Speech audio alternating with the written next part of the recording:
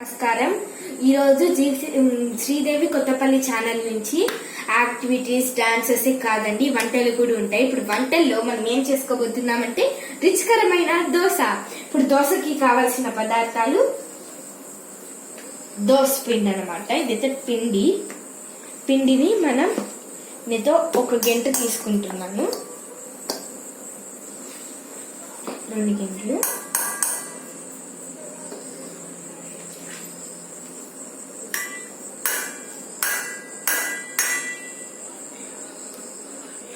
ఇలా అయితే ఫస్ట్ అయితే నేను పిండి అయితే తీసుకున్నాను అనమాట. ఇప్పుడు వాటర్,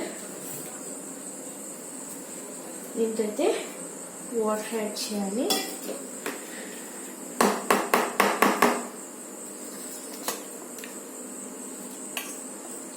దీనికి తగ్గట్టుగానే వాటర్ అయితే పోసుకోవాలన్నమాట. మరీ ఎక్కువ వాటర్ పోసుకోవద్దు, మరీ తక్కువ వాటర్ పోసుకోవద్దు. దీన్ని బాగా ఇట్లా ఉంటలుగా లేకుండా చేయాలి.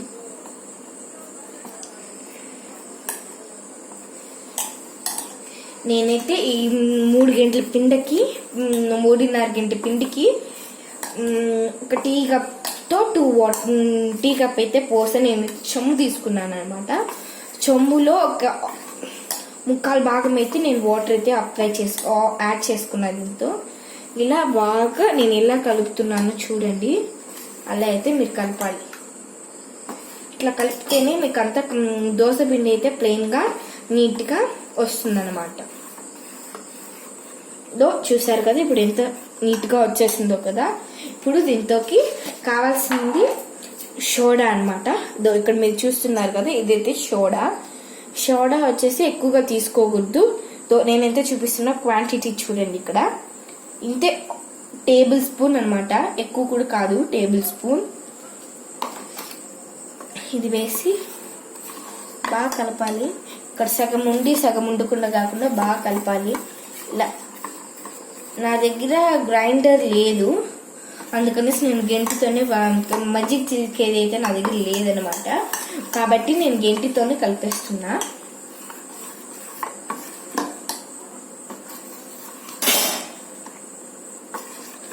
నెక్స్ట్ ఇది బాగా మిక్స్ చేసుకున్నాక సాల్ట్ కూడా మనము ఫస్ట్ అదెంత క్వాంటిటీ తీసుకున్నామో అదే క్వాంటిటీ అన్నమాట. చూసారా, సేమ్ క్వాంటిటీ వేసుకో. సేమ్ దాన్ని ఎలా కలిపారో అట్లే దీన్ని కూడా.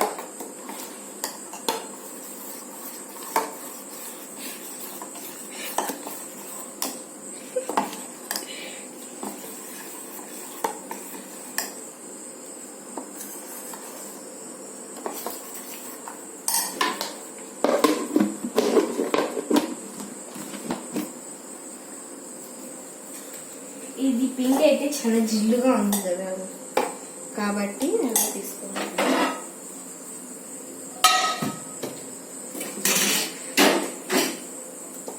ఇది పెన్ను, దోశ పెన్ను, మీకైతే బాగానే తెలిసి ఉంటుంది.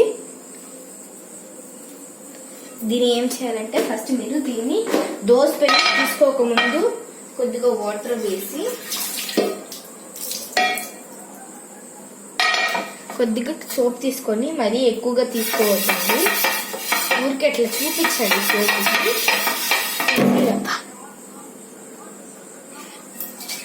వాష్ చేయాలి.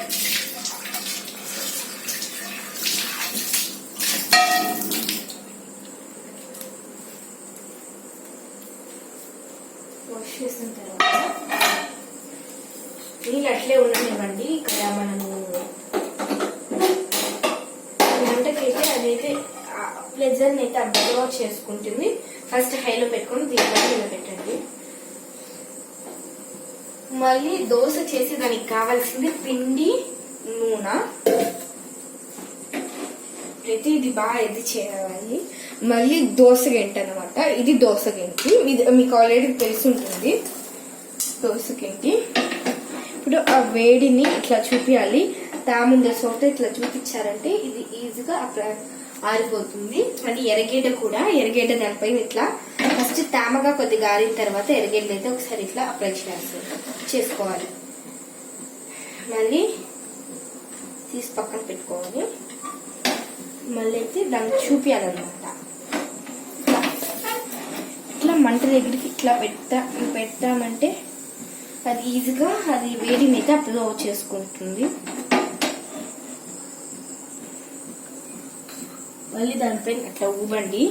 మళ్ళీ మీకు ఆల్రెడీ స్పూన్ తీసుకోవాలి, స్పూన్ తీసుకున్నాక మళ్ళీ స్పూన్ తీసుకున్న తర్వాత ఎరగేట తీసుకొని ఇలా అంతా అప్లై చేసుకోవాలన్నమాట. కొద్దిగా అప్లై చేయకుండా ఉంటే కూడా అట్లా ఉంటే కూడా దోశ అయితే సరిగ్గా రాదు. కంపల్సరీ అయితే అప్లై చేసుకోవాలి. నెక్స్ట్ పిండి మళ్ళీ తిప్పే ముందు ఒకసారి, పోసే ముందు ఒకసారి ఇట్లా కలుపుకోండి. నెక్స్ట్ ఒక గిన్నె తీసుకొని ఇలా, మనకైతే ఇది దోశ అయితే సరిగ్గా రాదు, బట్ రాకపోతే కూడా పర్వాలేదు, మనకి ఇష్టం వచ్చినట్టు పోయొచ్చు. చిన్నపిల్లలు అయితే బొమ్మ దోశలు ఎక్కువగా ఇష్టపడతారు కదా.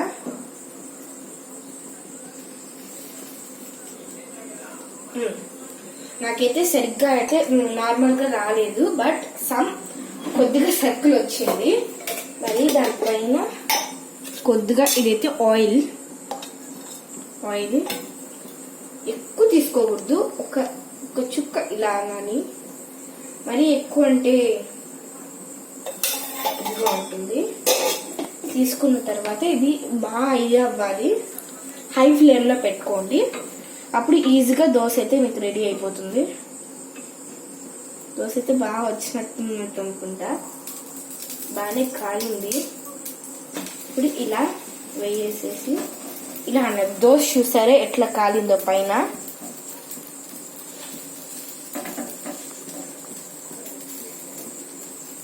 మళ్ళీ ఇది కూడా అట్లా కొంచెంసేపు ఉడకనివ్వాలి.